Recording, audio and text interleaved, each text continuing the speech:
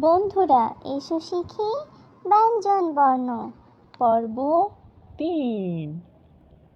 পুতুল খেলে ছোট্ট খুকি লাল জামাটি পরে, ফড়িং ওড়ে ফুলের বনে, ডানা মেলে ধরে বাঘ মামা গর্জন করে হালুম বনের রাজা সেজে।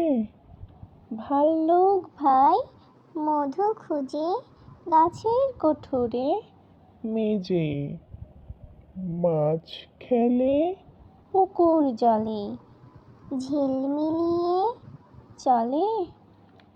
যাতা ঘোরে ঘর ঘুরিয়ে দাদি আটা দলে রাজহাঁস ভাসে, দিঘির জলে পাখনা মেলে।